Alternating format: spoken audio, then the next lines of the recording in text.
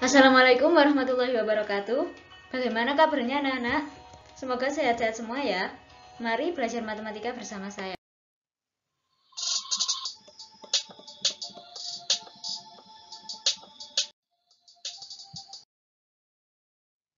Kompetensi dasar kita pada pertemuan kali ini adalah mendeskripsikan dan menyatakan relasi dan fungsi dengan menggunakan berbagai representasi, yaitu kata-kata, tabel, grafik, diagram, dan persamaan. Mari kita berkenalan dulu dengan yang namanya relasi. Kalau mendengar kata relasi, apa yang kalian bayangkan? Ya, relasi itu adalah hubungan. Nah, hubungan yang dimaksud di sini itu yang seperti apa? Sekarang coba kita perhatikan silsilah keluarga berikut ini. Jadi ada Bu Salma menikah dengan Pak Mamat. Nah, Bu Salma dan Pak Mamat ini punya anak. Yang pertama Ratih, Raka, dan Bambang. Lah, Ratih, Raka, dan Bambang itu adalah anak dari Bu Salma dan Pak Mamat. Jadi relasinya Ratih, Raka, dan Bambang itu anak dari. Lah, kemudian kalau Ratih ini menikah dengan Budi, terus Raka menikah dengan Mina, Bambang menikah dengan Anggi, berarti relasinya Budi, Mina, dan Anggi itu siapanya Bu Salma dan Pak Mamat? Benar, menantu dari. Nah, kemudian jika masing-masing ini punya anak lagi, Ratih dan Budi punya anak namanya Cindy, Raka dan Mina punya anak namanya Salsa, terus Bambang dan Anggi punya anak namanya Guntur. Lah, Cindy, Salsa, dan Guntur ini relasinya terhadap Bu Salma dan Pak Mamat itu adalah cucu dari. Nah, jadi kira-kira relasi itu seperti itu ya. Anggota-anggota keluarga Bu Salma dan Pak Mamat tadi bisa dinyatakan dalam bentuk himpunan. Jadi, misalnya ada himpunan anak Bu Salma dan Pak Mamat. Kita misalkan saja A, maka bisa ditulis himpunan A anggotanya adalah anak Bu Salma dan Pak Mamat, yaitu Ratih, Raka, Bambang. Kemudian, himpunan menantu Bu Salma dan Pak Mamat. Kita misalkan B.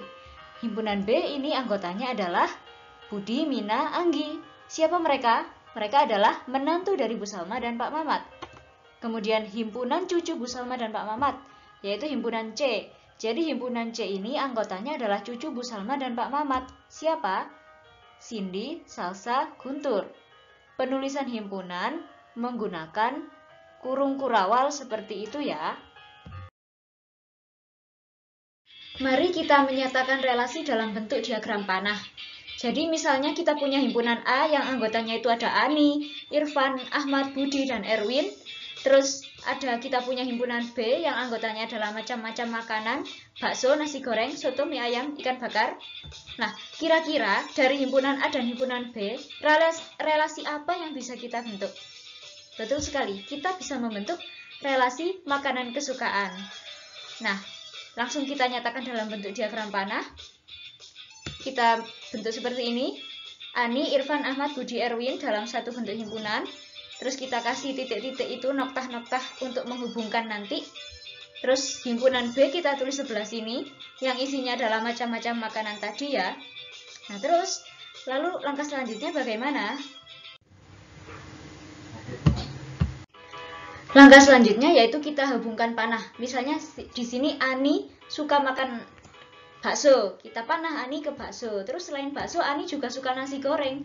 Jadi kita panah saja ke nasi goreng. Kemudian Irfan suka apa? Misalnya Irfan suka mie ayam, ya kita tarik Irfan ke mie ayam. Kita hubungkan dengan panah. Terus Ahmad suka nasi goreng. Terus selain nasi goreng, Ahmad juga suka soto. Lah kemudian Budi ini suka ikan bakar ya. Kemudian Erwin suka bakso. Jadi seperti itu ya. Ini namanya relasi yang dinyatakan dalam bentuk diagram panah. Sekarang mari kita nyatakan relasinya dalam bentuk diagram kartesius. Ini relasi makanan kesukaannya tadi. Nah, bentuk diagram kartesiusnya seperti ini. Jadi, yang himpunan A kita taruh bawah, yang himpunan B kita taruh ke atas ya. Yang himpunan A tadi anggotanya ada Ani, Irfan, Ahmad, Budi, dan Erwin. Terus yang himpunan B anggotanya adalah makanan-makanan tadi. Nah, di sini Ani kan suka bakso sama nasi goreng. Ya, Ani bakso, Ani nasi goreng, seperti itu ya. Terus Irfan suka mie ayam. Jadi di diagram kartesiusnya Irfan dan mie ayam. Kemudian Ahmad sukanya nasi goreng dan soto. Berarti di diagram kartesiusnya juga seperti itu. Di himpunan A di Ahmad, sedangkan di himpunan B-nya di nasi goreng. Kemudian Budi suka ikan bakar. Jadi seperti, oh ya, Budi suka ikan bakar. Kemudian Erwin suka bakso. Seperti itu ya. Nah, himpunan pasangan berurutnya bagaimana? Himpunan pasangan berurutnya seperti ini. Karena Ani suka bakso, ya kita tulis Ani, bakso. Selain itu, Ani juga suka nasi goreng, jadi kita tulis Ani, nasi goreng. Kemudian Irfan sukanya mie ayam, jadi kita tulis Irfan dan mie ayam. Terus Ahmad nasi goreng. Terus Ahmad juga suka soto, jadi kita tulis Ahmad, soto. Kemudian Budi, ikan bakar. Erwin, bakso. Seperti itu ya. Lebih lanjut lagi, jika diketahui himpunan A anggotanya 1, 2, 3, 4, kemudian himpunan B anggotanya A, B, C, maka relasi yang dapat dibentuk bagaimana? Kita bentuk seperti ini, noktah-noktah seperti ini dulu ya, untuk himpunan A dan B-nya. Himpunan A anggotanya 1, 2, 3, 4, himpunan B-nya anggotanya adalah A, B, C. Kita lihat ada bagaimana relasinya. Yang pertama, 1 kita relasikan dengan A, kemudian 2 kita relasikan dengan B, 3 kita relasikan dengan B, terus selain itu juga direlasikan dengan C, kemudian 4 direlasikan dengan C. Himpunan yang kedua, kita coba semuanya direlasikan ke A. Apakah boleh? Ya boleh-boleh saja. Kemudian di himpunan ketiga, tidak usah berelasi sama sekali, jadi antara A dan B kosong ya. Lalu himpunan pasangan berurutnya, untuk yang himpunan pertama, relasi yang pertama. Jadi untuk yang relasi pertama, karena 1 berpasangan dengan A, kita tulis 1, A, 2, B, 3, B, 3, C, 4, C. Seperti itu. Sedangkan di relasi yang kedua, semuanya berelasi dengan A. Jadi kita tulis 1 berpasangan dengan A, 2 dengan A, 3 dengan A, 4 dengan A. Lalu untuk yang relasi ketiga, karena anggota himpunan A tidak ada yang berelasi dengan anggota himpunan B sama sekali, maka anggota himpunan pasangan berurutnya adalah himpunan kosong. Jadi cukup ditulis tanda kurung kurawal saja. Atau bisa dikatakan tidak ada relasi. Jadi, dalam relasi, tidak semua anggota himpunan harus berpasangan. Dan masing-masing himpunan itu pasangannya boleh lebih dari 1, jadi bebas ya. Kemudian ada contoh lagi, jika diketahui himpunan A anggotanya adalah itu, bisa dilihat sendiri, dan himpunan B anggotanya adalah 3, 4, 5, 7. Relasi yang dapat dibentuk dari himpunan A ke himpunan B, jadi anggota dari himpunan A itu direlasikan ke anggota himpunan B. Relasi apa kira-kira? Di sini ada 2, 6, 8, 9, 15, 17, 21. Jika dihubungkan dengan 3, 4, 5, 7. Kira-kira apa? Ya, relasi kelipatan dari. Bagaimana bentuknya?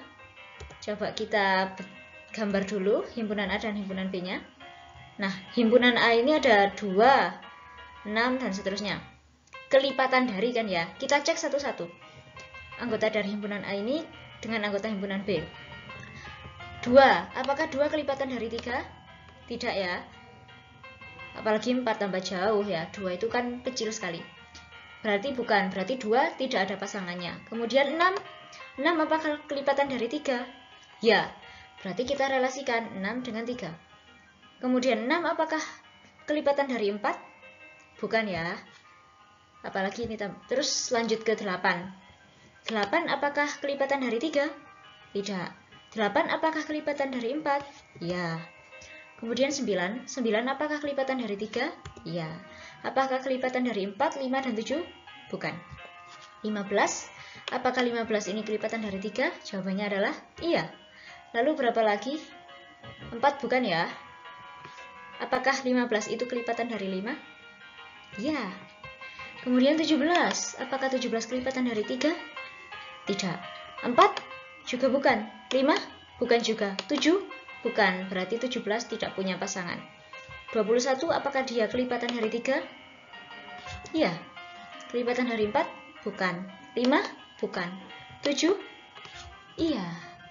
Jadi seperti itu. Himpunan pasangan berurutnya ya sesuai pasangannya, 6 dan 3, 8 dan 4, 9 dan 3, 15 dan 3, terus ada 15 dan 5, 21 dan 3, 21 dan 7. Seperti itu.